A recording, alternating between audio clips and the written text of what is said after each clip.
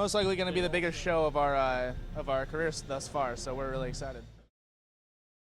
I have been best friends with Mike since the 7th grade, and these two have also been best friends since 7th grade, and then these two have known each other since they were kids because their dads play music together. So I was introduced to Larry through a mutual friend, and it came together really easily, actually. It was kind of a surprise how smooth of an action it was.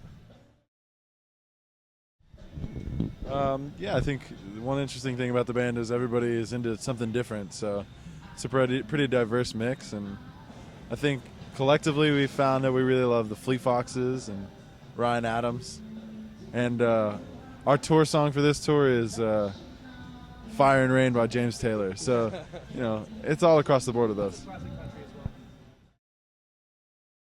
I think the hardest part is often just like the daily grind of it. I mean, going from place to place every day, driving through the nights, and trying to have that energy for every show every night, and like really bringing it so that people don't miss out on a show. Making sure you put on the best performance you can every night.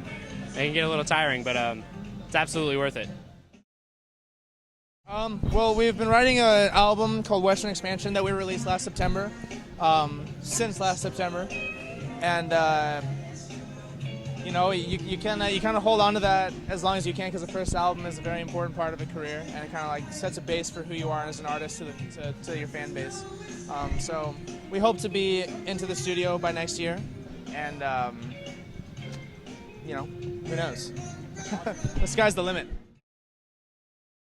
Well, I remember the first show very, very well. We played at this really hot, sweaty venue in Tempe, our hometown, called the Clubhouse.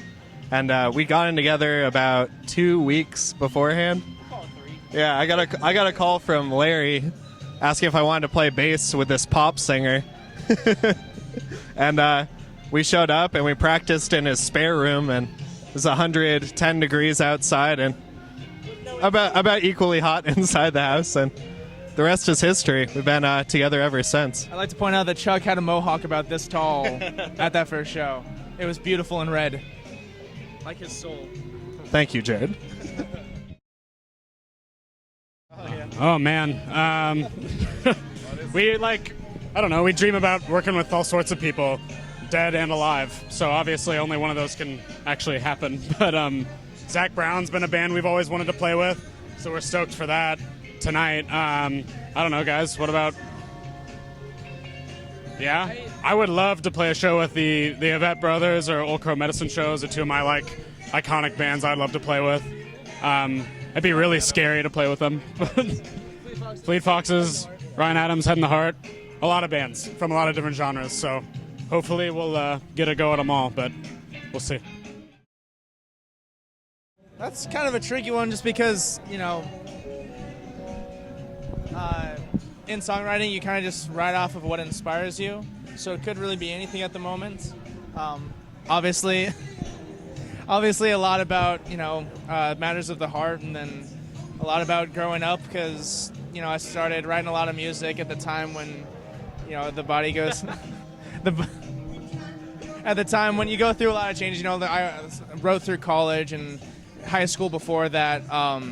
So a lot of the subject matter is growing up, just because that's kind of what's comfortable for me, but we're starting to branch out a lot, and, come next album, it could really be anything. Hi everyone, we're Jared and the Mill. We're playing here at Summerfest in Milwaukee with Zach Brown tonight. We're really excited. And, where you can find our music on YouTube, Spotify, Pandora, really anywhere that you want to look on the internet, we'll probably be there. And we're really excited to be playing for you. Thank you very much. Thank you so much.